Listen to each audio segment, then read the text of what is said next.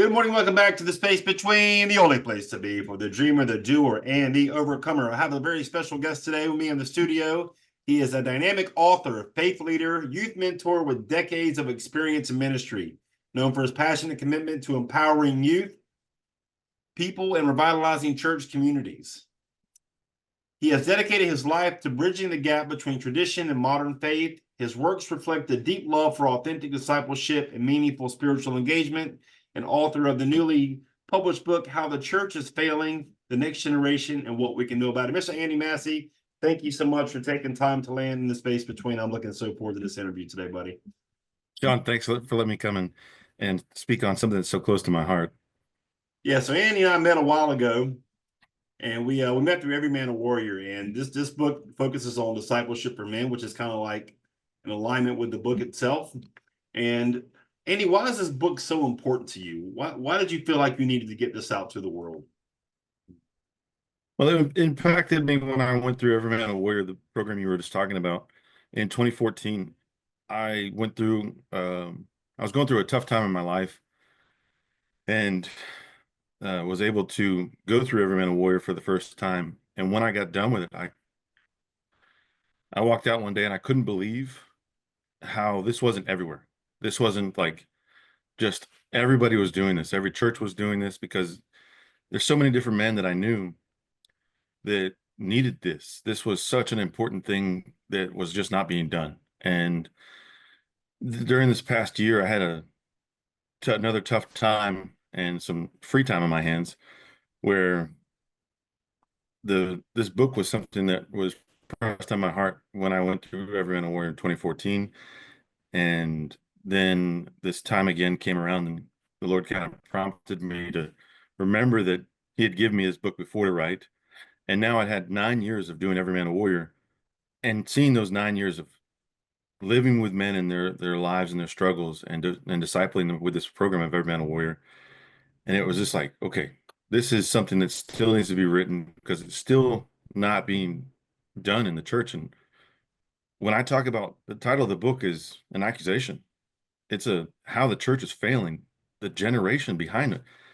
And this was something that uh, God told the Israelites that would happen if they didn't do what they were supposed to do. And it turns out we continue to follow in the same pattern.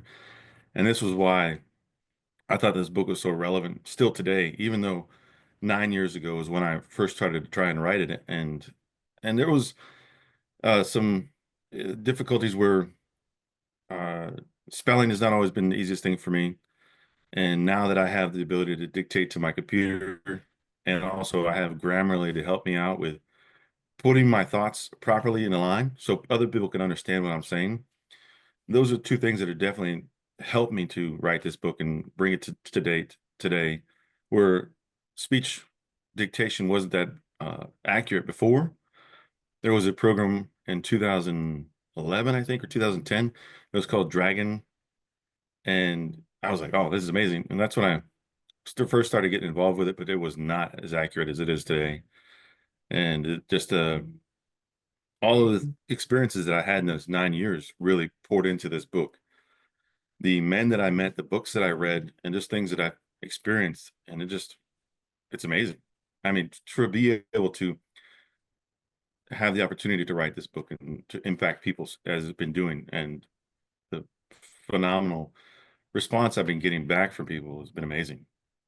I love it, dude. You talk about going through a tough time in your life. I'm a firm believer that any painful experience we go through, there's a purpose behind it God's going to use for us. And your book touches on that as well. There's a chapter that says, "Why am I here? What is my purpose?" And you say that many churches don't address this issue. Why do you think that is? Because our whole purpose is to make disciples of men or to make disciples of other people. Now, why do you think most churches stray away from that in this day and age? It's hard. It's hard to disciple men. I mean, like I said, in the 10 years that I've been involved with Every Man a Warrior, and just in 3 years ago, I was asked to be an ambassador for the program, and it's something that's taking over around the world. It's in 65 different countries, it's in 25 different languages, and this is all from one man in 2011 when he started selling it out of the back of his car. And it was such an amazing program that it's been just going throughout the world and just like a firestorm. No, um, I say that not to say anything that I'm not talking about LA's fire and those things that are going on right now, because I feel for those people and all their suffering. But the problems that men face, they don't go away. And men team to, they individualize. They look inward and they say, my problem is my problem. And the church hasn't figured out how to do that properly. Because some of the groups that I've been with Every Man a Warrior, some of them just failed completely, where no men finished the program and everybody walked away. And it was something that I had to work through with myself, because it was like, is it me that I affected the program?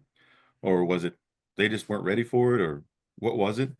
And so it's very difficult to deal with those problems that you face in their lives, in your life, because all of it has to work together. And this is just such an amazing opportunity in that program that has an amazing track record. If you do the work, it will have an impact. And we had a gathering just the other day where I had close to 100 men come together, and we just really trying to get some more men involved with Every Man a Warrior, and just the realness of the hurt men are feeling. I mean, the individualism they feel, where they feel they're all by themselves, that nobody else is going through their problems. That is one of the reasons why I think the church has such a hard time of doing discipleship. I want to touch on something you said is that, most men, they think they have to handle all these problems alone. And in my own journey, I used to run to things and fill that void with things that didn't serve me. It would be alcohol, or it would be pornography, it would be drugs, it would be something to fill that gap of like thinking that I had to suppress all that information. You think that's still going on today, that people just don't have the emotional intelligence to kind of talk about the vulnerable things in their life, that like we're scared to be vulnerable? Oh, absolutely. They're scared of being judged. They're scared of being rejected. They're scared of being uh, something that they've worked for their whole life being taken away from them. That's just a natural response. I mean, the the lessons they see is, take for example Tony Evans, the situation that happened with him. People see how easy it is for someone to work their whole life to work for Christ, and then something happens, and the next thing you know, everybody just demonizes them and says they're the worst and everything they've done before. Or the other example I have is someone that I looked up to and mentored my life towards, was Ravi Zacharias. Ravi Zacharias had decades of affecting people around the world, and then something came out that he had done, which, people are people. I mean, hurt people hurt people. This is just natural occurrence but when people see that, they're like, oh, no, I don't want that guy to be me. And truth be told, I have that fear, that feeling, when I want to stay in the background. I want to stay the gray man. I want to be the guy that just flies under the radar. Nobody knows where I am. And I just want to be that guy, because why? I don't want to be the guy that goes out there and everybody starts going, well, let's look into his life. Let's figure out who this guy is. And then they're never going to find something they don't like, or something that I did that they can find grievance with. Because I'm not a perfect person. I point to the perfect person. I'm not the perfect person. I point to Christ. So if you're looking at my life to try and figure out if I'm perfect, I'm here to tell you that you can just stop your search now, because that's not the case. It is not the case that I am the perfect person. Where the situation is that we all struggle together, but it's always a real fear of being rejected, of being demonized, of stuff being taken away. And it's so easy in today's world for you to rise and then for you to fall. There's that real fear that people have. I don't think that's going away, just because we have technology, we have social media, we have the ability to search the Bible more than anybody else has ever been able to search the Bible with the tools that we have. So the information is at our fingertips, but that doesn't make it more applicable today than it was yesterday. Because turns out God was the same yesterday, today, and tomorrow. He's Yes. not going to change. Right. And so, Yeah, we think that he changes, but we're the ones, even Pastor says, if God feels distant, it's because we've moved. He hadn't. Yeah. I think that's a great point. You talk about in your book as well about modern churches don't attack with spears; they attack with shiny objects and algorithms. That's kind of where we're at right now. What does that mean for you? Shiny objects and algorithms. Like I kind of know what it means in my space. Like you can't really focus on chase two rabbits. One's going to get away. Now, what does that mean for you in regards to the book and how you came about that? The shiny objects are in the church. One is when you become a leader in the church, people start to say great things about you. And then you have that praise from people, and then that starts to go to your head. So you start to chase that feel good feeling that you get from people. And that's the natural feeling. And then the other is you can get sucked into discipleship or a form of discipleship where you're just focusing on, say, the Torah, and you want to dig apart the Torah and you want to understand everything about it, but then you're not doing anything with that knowledge. Controversial topics that I would bring up are my wife was involved with BSF for many years. She was a leader in BSF, and I thought it was great. She would always want to share with me, although I thought it was always a challenge. I thought she was always challenging my knowledge, but she would always want to share with me what her new thing that she read and learned, and it's like always like, oh, this about Moses, and it's like, oh man, that's amazing. And some things I didn't know, and some things I did know, but then I never saw an application with it. I never saw anything done with that knowledge. And so one of the things I thought that was different between Every Man a Warrior and all these other programs out there, and I'm not saying they're bad programs, but when there's no application, I don't see any growth out of it. And truth be told, I had the area leaders, I knew the area leaders because my wife was involved with it, and I didn't see the growth in their life. Yes, they had deep knowledge of the Bible, and it was like really impressive to know all the knowledge they had. But at the same time, it didn't do anything. Like I didn't see it change their life to the fact that they were now discipling others, where I see that with Every Man a Warrior. And then my book points that out to saying it's not just about you and about your knowledge, about knowing more about God. It's about you knowing God more. That's the whole point. It's not to know more about God and have more knowledge about God. It's to have that intimate relationship with God. And that's where the church is failing the next generation because we tell them all these great things and then there's little follow through with it. You talk about making it applicable, like taking the knowledge from the word and applying it to your life. Do you think it would be easier if there was like some sort of action plan for steps that kind of will show people what that looks like? Because I mean, for me, I mean, I have to like, what's the actionable step through the knowledge of what I've gained, right? Well, that's something I do point out in my book, and I try and give ways for people to actually put into action. And I just tried to make it not just about me writing some things. I actually tried to make it so you could actually have this. And to me, this is a, if you were to use this term, I know this is not necessarily the term that would apply to this, but it's a gateway to doing programs like Every Man a Warrior. This is a book you can read if you're a good reader, not me. It takes me 3 hours to read my own book. And if you're a good reader, you can probably read the book in an hour and a half. And then once you're done with that, okay, what do you do from there? Because now I've laid all this out, and now I've accused the church of failing, but now I've also given a roadmap of how they can move forward. And one of those ways is to find a program like Every Man a Warrior. And to me, I know nothing better. I know nothing better more than Every Man a Warrior because I've seen no other programs be as effective and impactful in people's lives. I mean, I know personally men who were getting divorced and now they're no longer getting divorced. I had a 56-year-old woman come up to me, and her 78-year-old dad went through the program with me. And she says, I don't know what you're doing, but I can see the change in his life. And he was a Christian before that. And not to say that he didn't know the word of God and he wasn't trying to live for God, but she came up to me. And I'm saying, I point that out to say that this wasn't like someone who had little life experience or didn't know what the difference was between her father as a Christian and not a Christian. She was 56. And she's like, I don't know what you're doing, but I can see the difference. And those are things that I see that have impacted me. And it impacted me on my own personal life, my own personal walk. I mean, the raising my children, dealing with my anxieties, and all the ways that I'm affected. again, I'm not the perfect one, but I strive to be like Christ. So I want to be better. And those applicational moments are passing us by, and the church is not taking advantage of it. And I say this as the church is the whole body of Christ. So the entire world's church, not the big C church, not an individual church. And yes, you could look at my book and you could find individual churches that, are failing in certain areas.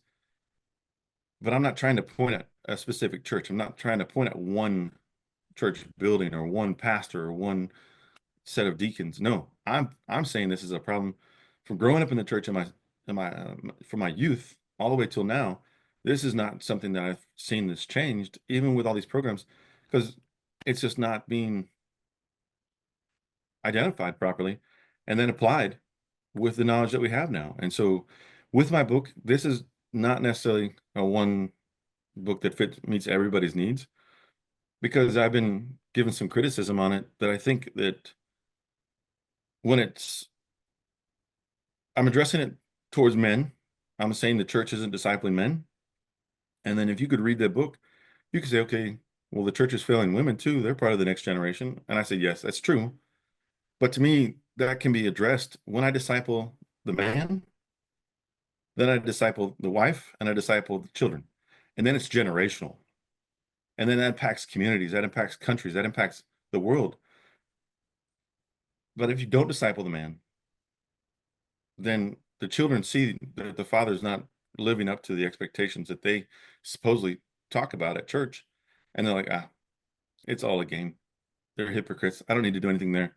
And the children walk away. Or the wife feels like she has to pull all the load of trying to be the spiritual head of the family. And then she's exhausted and she feels betrayed.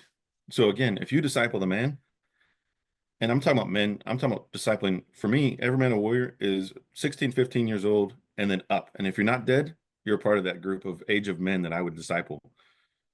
Because God's not done with you, even though you might have not be the age of having children in your house, you might not be the age of working, you might not be the age of doing all these different things, but someone in your life can still be discipled by you with these tools. And this is, we talk about it in the circle of every man a warrior, that every man a warrior is nothing but a tool.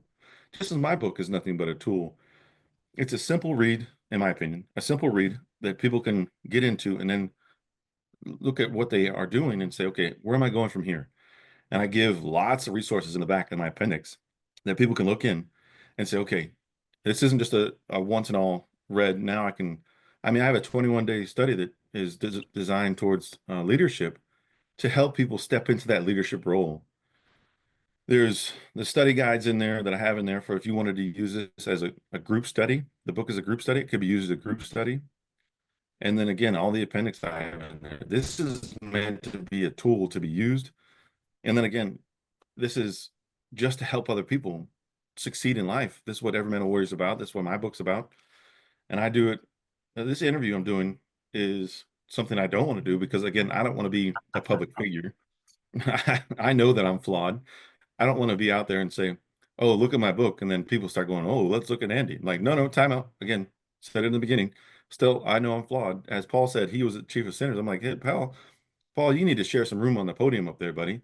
Like, there can be more than one chief. I mean, I was in the Navy and we had lots of chiefs, although too many chiefs and not enough Indians is a bad thing. But in the Navy, there was a situation where to be the chief was I served in the Navy and it was to be something that was aspired to.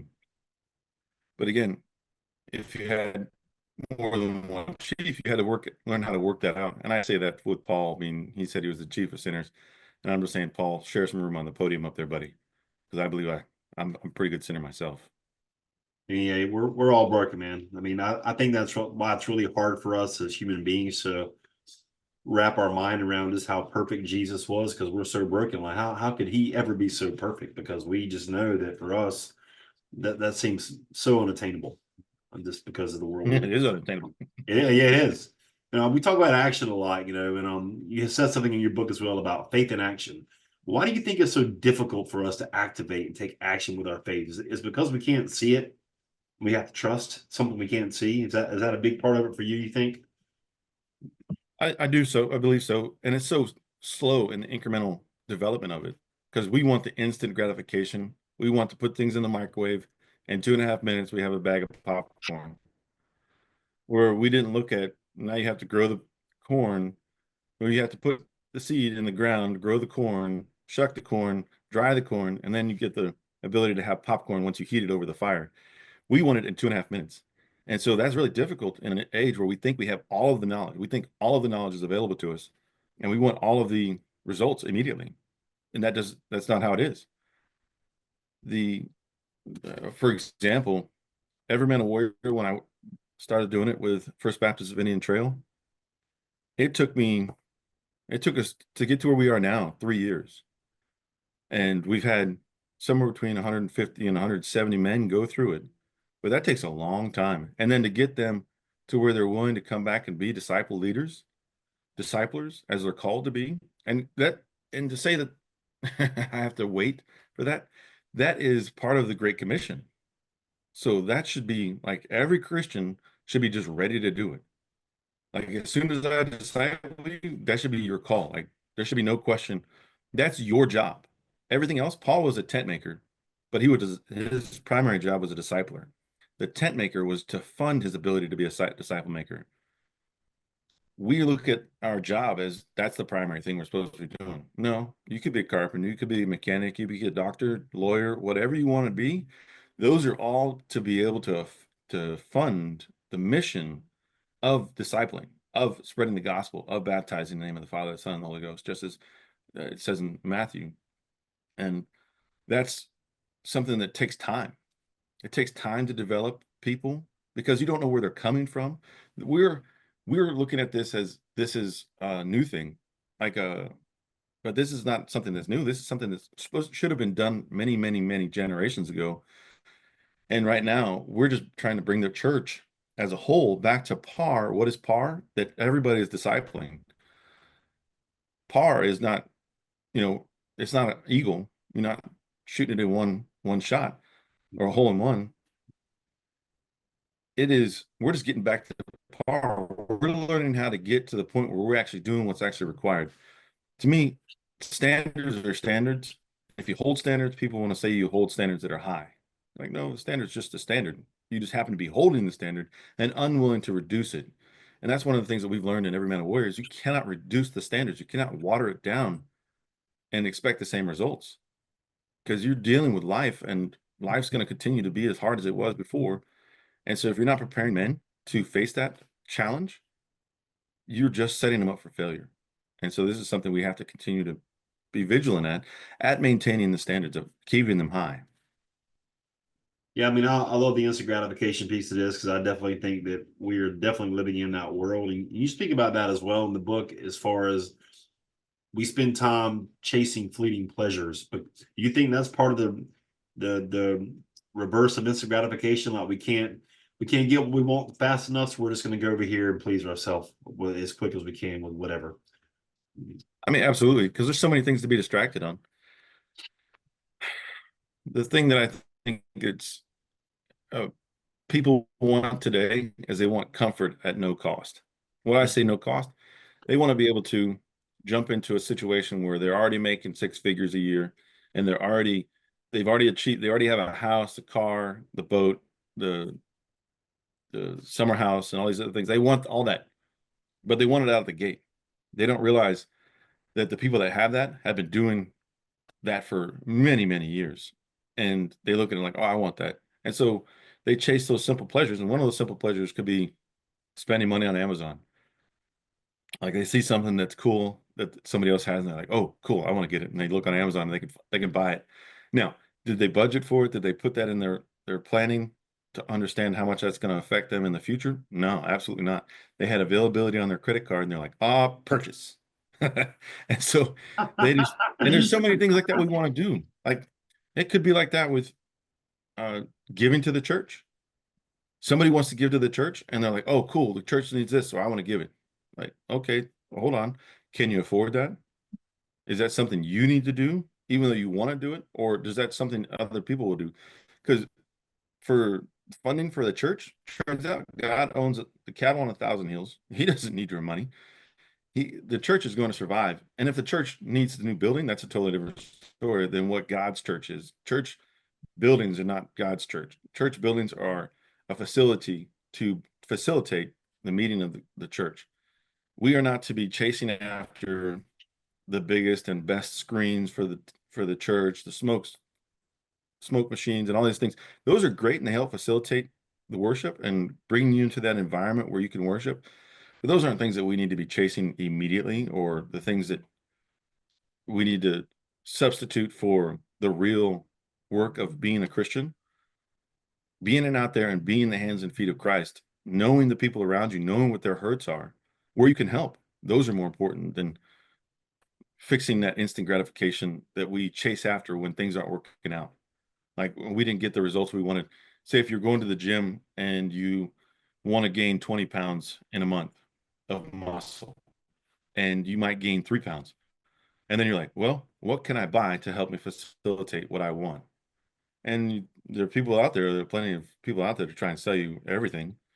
And so they're like, oh, try this and do this. Instead of actually doing the work of, continuing to go to the gym, eating properly, doing the proper weightlifting program. And then slowly over time, I had a buddy who was, this is while I was in the Navy, he was 23 and I was 30.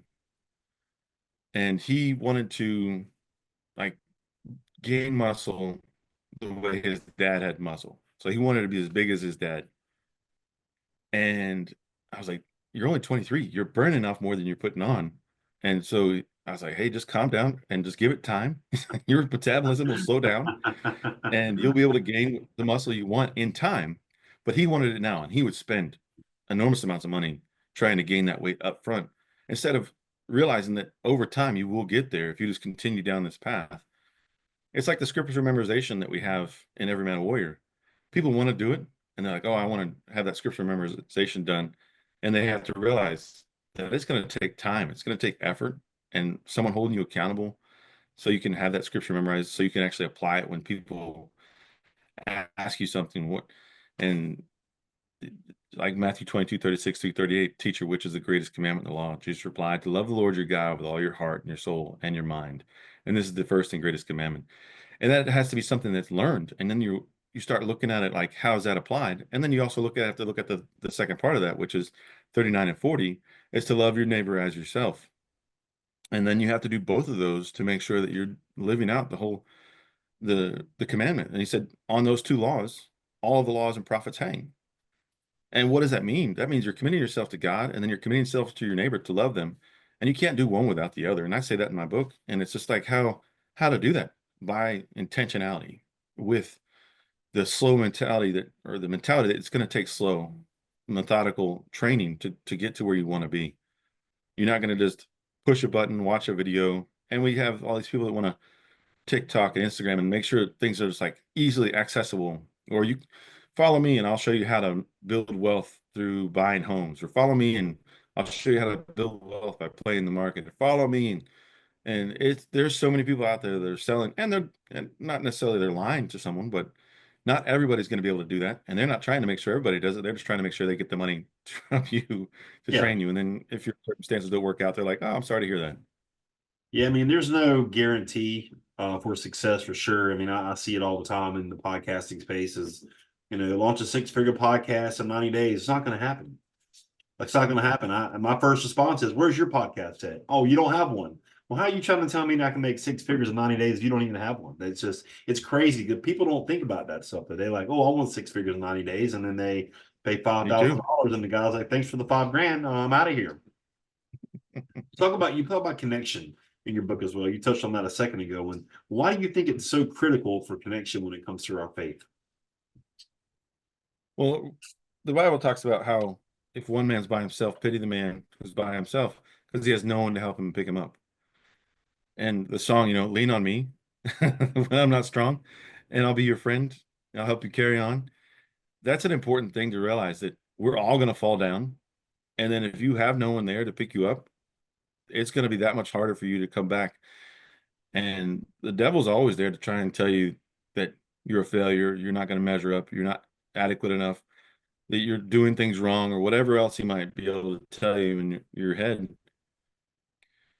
But when we have somebody there to encourage us or to hold us accountable, because those are two important things. And again, every man a warrior excels at those two things, where we hold each other accountable, and it's men holding other men accountable, where someone could say, well, I'm busy. Yeah, we're all busy, but we make time for this. This is a priority. And that connection, it's without it, we're wandering in the wilderness by ourselves. And it's really hard to figure out where we need to go when we have nobody else to say, maybe we're going the wrong way. Or maybe you need to chock the tire under that trailer so it doesn't roll down the hill. Because we don't always think of these things all on our own. And sometimes we need somebody else to go, no, that's not going to work out. Even though as much as you might believe it, as much as you might commit yourself, you can't jump the Grand Canyon. I mean, it's just, I mean, by yourself, you're not going to make it over it. It's just too big.